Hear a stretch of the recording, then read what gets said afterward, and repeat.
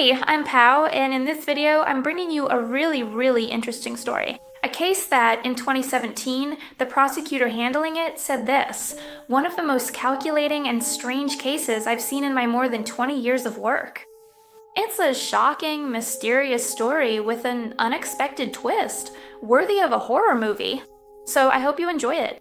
Before we get into the case, I want to remind you that I have two secondary channels. One is a vlog where I share a bit more about my life, and the other is about books where we talk about literature every week. I upload weekly videos on these channels, so I would really appreciate it if you go and subscribe. We also have channel memberships, which is a monthly subscription that supports me a lot and comes with some perks.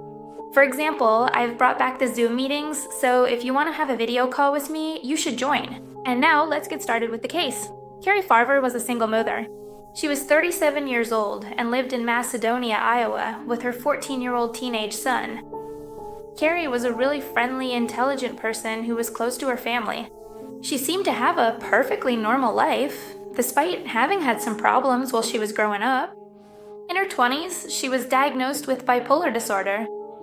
At first, it was very hard to deal with this illness, but with the help of therapy and medication, she managed to stay stable, although at some points in her life she did have problems, but that only happened when she stopped taking her medication. She stopped taking her pills when her son was little. She started to get really depressed, and when she stopped taking her pills, it got even worse. She couldn't get out of bed. There were times when she would only get up to go to the bathroom or eat, but then right after, she would go back to sleep. Her mood was really low, she wasn't working, and she couldn't take care of her son because, honestly, she just couldn't get out of bed. But after seeing the harm she was doing to herself and her son, she went back to taking her pills and started trying to move forward. The story begins in 2012, the day Cari took her car in for maintenance. She took the car to a shop owned by a man named Dave Kroupa. Right away, Dave was attracted to Cari, and there was an intense exchange of glances between them. They exchanged smiles, and Dave instantly liked her. He thought she was a very attractive woman. However, he didn't ask for her number, and he didn't ask her name. They just met that one time, and Cari left. However, a few days later, she came back, and Dave promised himself he wouldn't miss the chance to ask her out, which she accepted without hesitation. The conversation between them flowed naturally, and both Cari and Dave made it clear that neither of them was interested in anything serious. They just wanted to have a good time and enjoy each other's company. Dave was surprised by this woman. He had never met anyone like her, not in looks or in personality. On top of that, he was surprised that she wanted exactly what he was looking for in a relationship, which was not to have a relationship. At a certain point, they decided to go to his apartment. They kept talking, laughing, and having a good time, and just as things were starting to get a little more intimate, someone knocked on the door. It was a woman who had come back to pick up some of her things. Her name was Liz, and according to what she said, she was the woman Dave had been seeing for a little over 6 months. Dave started dating this woman, and they liked each other. But later, Dave realized he didn't want a serious relationship, and when he told her that, they decided it was better to break up. Even though he no longer had any ties to this woman, he decided to tell Cari what was going on because they had been interrupted. Dave confessed to her that he had ended a very long relationship with a woman named Amy Flora. Amy was the mother of his 2 children, but they never got married. After the breakup, Dave decided to move to a new city and thought it was a good idea to sign up for one of those online dating sites to meet people, specifically for dating. Besides, he wanted to meet new people because he was new in town. The first person he met, thanks to this site, was Shanna Elizabeth Golyar, who called herself Liz from the very beginning. Dave and Liz started dating on and off. Sometimes they went out on dates, like to dinner, and sometimes they would go to each other's apartments. Even though they had agreed to keep things casual, Liz couldn't help but show she was hurt when she found Dave with Cari, which made things really awkward for everyone. At that moment, none of them could have imagined that this encounter would end up changing all 3 of their lives. From that moment on, absolutely everything was never ever the same for every single one of them. At that point, Dave and Cari's date ended abruptly, and if they had just gone their separate ways and stopped communicating, none of what happened next would have ever occurred. But Dave made it clear to Cari that he really liked her and wanted to keep seeing her. He also said that he didn't care about Liz anymore and that they weren't seeing each other anymore. And that's why he and the woman kept seeing each other, convinced there was something special between them. They barely knew each other, but they started seeing each other all the time. Even though Cari was living about an hour away from Dave's apartment, they managed to see each other quite frequently, because Cari's job was located just a short distance away from Dave's place. She was working on a project that took up a lot of her time, so she asked Dave if she could stay over at his place for a few days while she worked on it, and then once the project was finished, she would go back home. She said she wasn't asking to move in together, she just thought it was a good idea to stay there a few nights, because otherwise she'd have to go back home, which was an hour away, and she got off work late. Dave agreed, and they both decided that they wouldn't move in together, and that it wouldn't be a serious relationship. They would just sleep together until Cari's project was finished.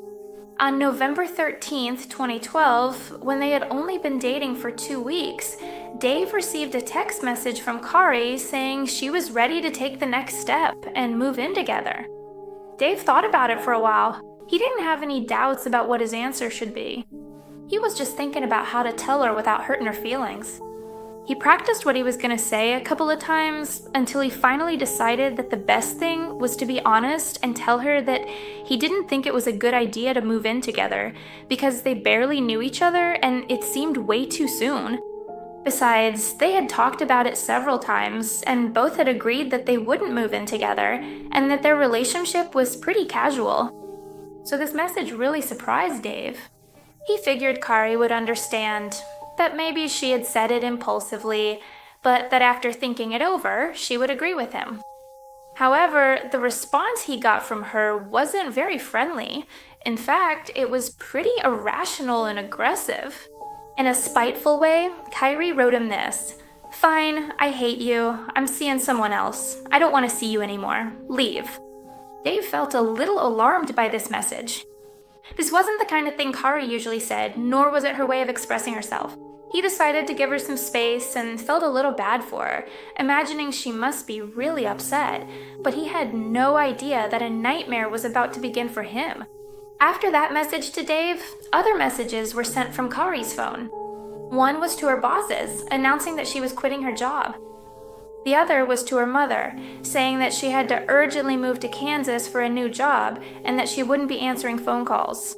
In the message she sent her mom, she even said she didn't have time to say goodbye to her son because she had to leave immediately, which really surprised her mother. She couldn't believe that. First, she was going to abandon her son, and second, she was going to leave without even saying goodbye to him.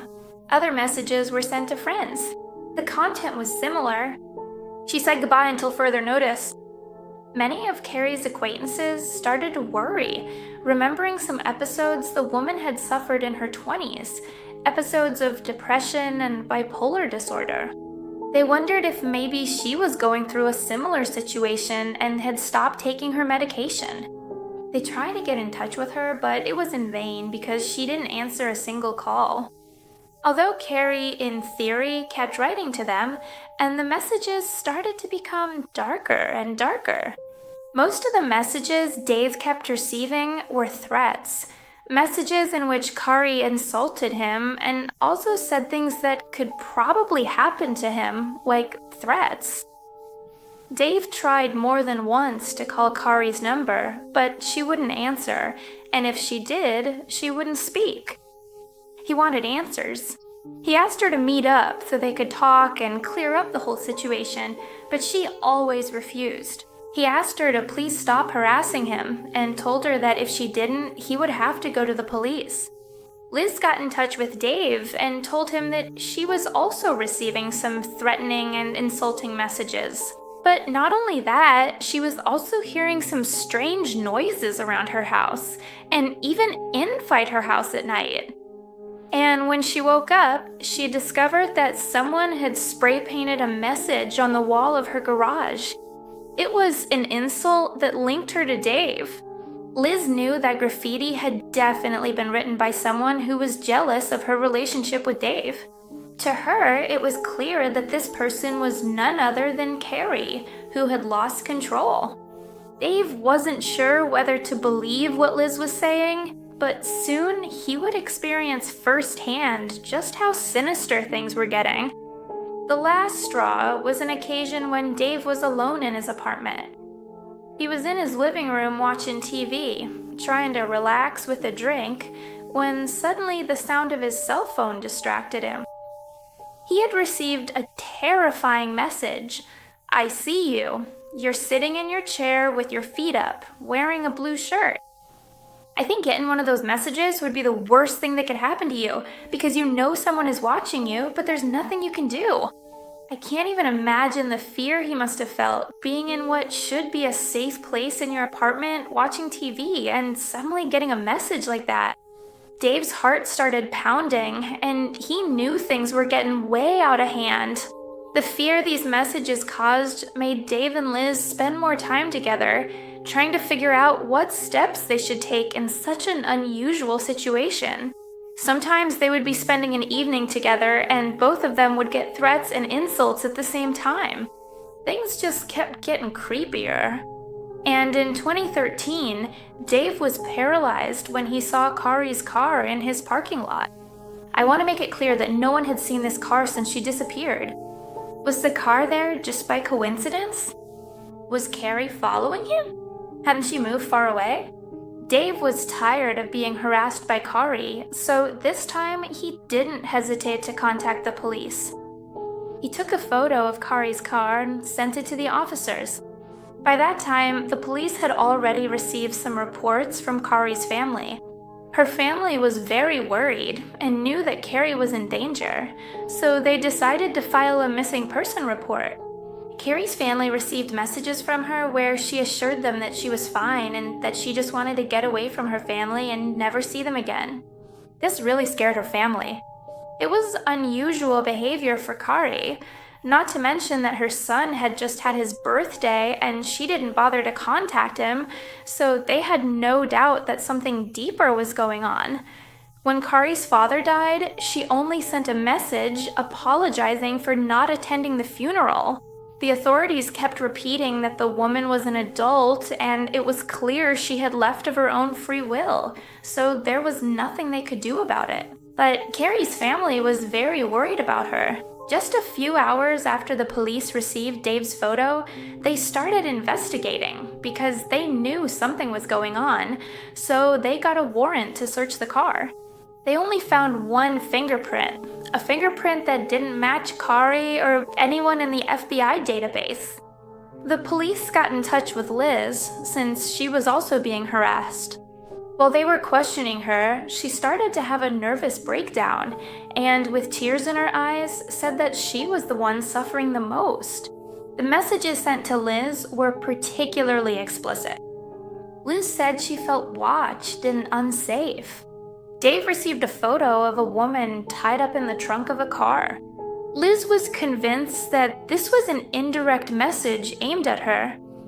She believed she would end up in a trunk if they didn't stop that psychopath who was spying on them from the shadows. Some of the officers thought she was just exaggerating, until something pretty sinister happened.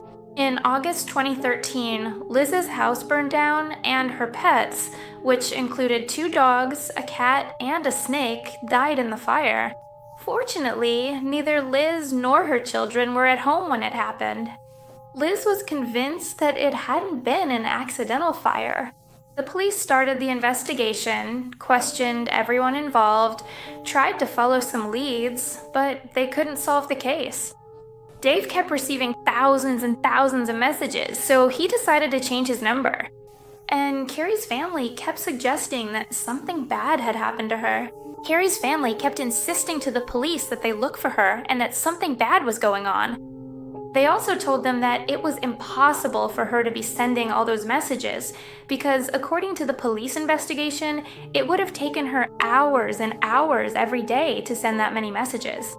So the person who had to be doing it couldn't possibly have a job because of the sheer number of messages and emails they were sending. So how is it possible that Cari was working to support herself and at the same time sending thousands and thousands of messages every day? It just didn't seem right. On top of that, the messages her family received didn't sound like the way Cari talked or expressed herself. Her son especially didn't feel like he was talking to his mom and would ask questions like, "If you're really my mom, what was the name of our first pet? If you're really my mom, what happened to me that one time?" Or other things that only Cari would know. And Cari never answered any of those questions. She would get really defensive and say things like, how could her own son not believe her? She also wrote a long post on Facebook saying that she couldn't believe her own family and friends didn't believe she was really herself, and that she thought it was really silly that they kept asking questions and trying to make her prove who she was. By 2015, it had already been 2.5 years since Cari had disappeared and become just a virtual presence. The case was handed over to 2 new detectives, since the previous ones couldn't crack it, and thought that maybe someone new could bring a different perspective. And it worked, because one of the officers believed Cari was the culprit, while the other suggested that maybe someone was pretending to be her. The 2 detectives started reviewing the original case file, where they found that in 2013, Liz had agreed to let the police check the contents of her cell phone. Inside of this digital content, they discovered a photo of Cari's car, which was very similar to the one Dave had sent to the police, but they were different photos. Additionally, the time when these photos were taken was also different, because Cari's photo was taken a few minutes earlier. Even though Dave was supposed to have found the car, and Liz wasn't with him when this happened. So why did Liz have a photo of this car if she wasn't there that day? They also came across the photo of the woman in the trunk, but again, she had this photo in her possession sometime before Dave received it by message. And how is it possible that she had this photo if Cari was supposed to have sent it to Dave, not to her? Liz went from being the central victim to becoming the main suspect, and her situation didn't improve when the fingerprint found in the car matched hers. However, this evidence was not conclusive, and Liz was not arrested. The woman declared herself innocent and outraged by the accusation. To everyone's surprise, on December 4th, 2015, Liz walked into the police station with her leg bleeding. She had been shot in the leg. Was this another supposed attack by Cari? No. This time, Liz filed a complaint against Amy Flora, Dave's ex and the mother of his children. Liz announced that she was now convinced it was Amy who had been pretending to be Cari all along. The police listened to her, but nobody believed her because it didn't make sense. Why would Amy, Dave's ex from so long ago, be bothering them? Besides, she lived in another city and had custody of the kids. So how is it possible for her to be working, taking care of her kids, living in another city, and still be harassing them all the time? It just didn't make any sense. Furthermore, coincidentally, Dave had recently reported that his firearm had gone missing. As part of the investigation, the police asked Liz if she could voluntarily surrender her cell phone so they could download its contents, and she agreed once again. Authorities began to suspect Liz after her story started to show some inconsistencies. Eventually, they built a case against her, gathering data from cell phones and IP addresses that linked her to the supposed messages from Cari. Police also found 2 photos in Liz's possession, showing parts of a body with tattoos identical to those of the missing woman. But the detectives still didn't have solid evidence that would allow them to take the case to trial. So they came up with a plan. The investigators told Liz that they believed her story, and through leading questions, they wanted to get Liz to incriminate herself. They asked her to get in touch with Amy, which Liz agreed to do, and she claimed that she communicated with her by email, where Amy confessed to having shot this woman. She even confessed to having stabbed Cari 3 or 4 times and putting her body in a garbage bag. The police quickly were able to confirm what they had already suspected. Liz was a liar, and the messages from the supposed Amy had actually been written by her. Liz was brought into the station for questioning, while other officers were conducting a thorough search of her apartment. There, they found some of Cari's belongings, including a digital camera and a camcorder. That's when Dave realized that the woman he was dating was actually the person who had been stalking him for more than 4 years. Finally, on December 22nd, 2016, 4 years after Cari's disappearance, Liz was arrested and brought to trial, charged with first-degree murder. The investigators did not find the murder weapon or any witnesses. Cari's body was never found, but officers believe that Liz had taken her life on November 13th, 2012, in her apartment, the very same day those strange messages started arriving to her family and loved ones. The judge found Liz guilty on May 24th, 2017, and said Cari Farver did not disappear voluntarily. Sadly, she was murdered. The court concludes, beyond a reasonable doubt, that the defendant intentionally killed Cari Farver with deliberate and premeditated malice. Right now, Liz is currently serving out her life sentence at the Nebraska Correctional Center for Women. In addition to that life sentence, she was also handed an 18 to 20-year sentence for second-degree arson for the act of setting her own house on fire. Much of the case was based on circumstantial evidence linking Liz to Cari. The defendant's lawyer said he was quite surprised by the harsh sentence she received, especially since the body was never found. And as they say, no body, no crime, but even so, they were still able to convict her. The team that worked to solve the identity theft of Cari Farver decided to establish a scholarship fund in memory of the victim. The scholarship fund provides a large annual sum to support students at Iowa Western Community College. The idea behind the scholarship is to keep Cari's name alive forever. In one of her last interviews, Cari's mother described her as a loving and hardworking woman who loved life. To this day, Liz insists that she was the victim of a huge setup, a trap orchestrated to close a complex case that was stirring up public opinion. What do y'all think? Is Liz a victim in this whole case? Or is she actually a liar, manipulator, and murderer who set her own house on fire, killed her own pets, and shot herself in the leg just to convince everyone of her version of events? And that's all the information about this case. Please leave your thoughts in the comments section below. I love reading them. If you liked the video, please give it a thumbs up. If you're not subscribed, you should subscribe and turn on the notification bell so you get notified every time I upload a new video. If you want to follow me on my social media, here's my mediocre Twitter account. I don't post anything interesting there, but if you want to follow me, you're more than welcome to do so. Same goes for my Instagram, where you definitely have to follow me because I post cute photos and I'm a little more active in my stories. I love you all so much, and I'll see you in the next video. Bye!